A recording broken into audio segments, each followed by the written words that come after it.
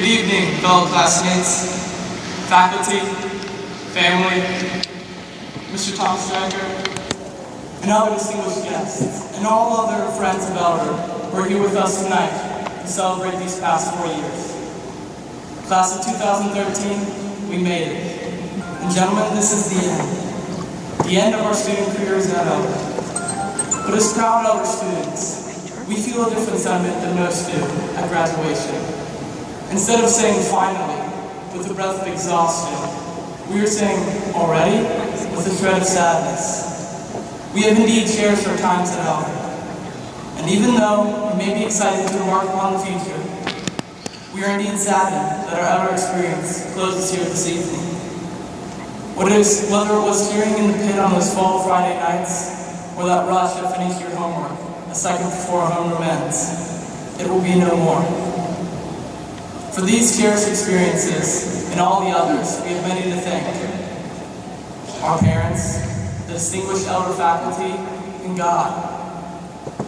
Our Elder experience has been shaped by the influence of these. Whether it was our parents always checking up on us on that classroom, Mr. Alley's vocab tests, Mr. Dickman's biblical exegesis, Mr. Spencer's big S curve, Mr. Blaze's love of life, Mr. Lake's suggestions, Mr. Gergen's current events, or the Kairos retreats. We are all forever indebted to Elder, a debt which can never be fully repaid. As I give this speech before you tonight, I'm filled with joy and sorrow. I'm excited, but also anxious. Elder has meant something special to me, and I know undoubtedly that it means something special to each of you. I'm joyful for my Elder experience, yet I'm sorrowful for its end. However, in some ways, I realize that it is not an end. To prepare for this speech, I was given the valedictory addresses of the past 30 years, and I immediately sensed the same sentiments in each. But I was personally challenged to escape the dull routine, which many of you may have expected here tonight. Instead of making the same old jokes or doing something outrageous, I turned to poetry. Reflecting on my personal Elder experience and the experiences thousands of Elder students had and will have, I wrote a poem entitled A Band of Brothers, a sonnet on the enduring Elder spirit.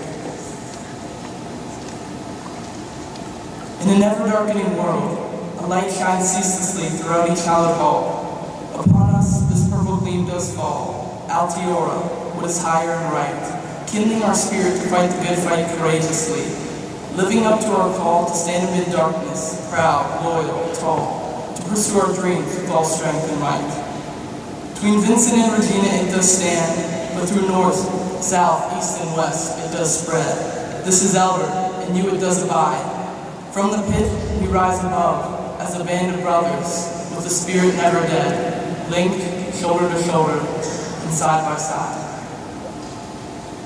If there could be one perfect mark that our class left behind, it is that cheer with which I ended my poem. Not only does our individual class embody that spirit, amid hardships with ailing faculty members, the recent struggles at our brother school LaSalle, and most recently, the tragedy with the passing of our own beloved Mrs. Lames. But also, it is that spirit which embodies the very essence of Elder. When I look out into the sea of purple, I see the future filled with so many occupations, but only one call. I see businessmen, soldiers, priests, policemen, firemen, engineers, politicians, teachers, but I only see one band of brothers. Brothers of Elder men called to be nothing but leaders.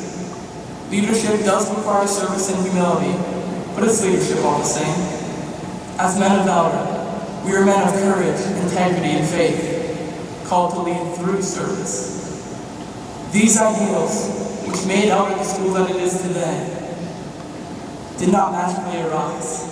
We are forever grateful for the impact with which each member of the faculty has had on us personally. They have shaped us into these men of Elder, this band of brothers, this sea of purple. Our task now is not an easy one. We do face an ever-darkening world, which tempts us to compromise the very values which Elder has taught us to hold so dear. But we will not falter. We will fight the good fight as doctors, lawyers, teachers, and we will win as servants.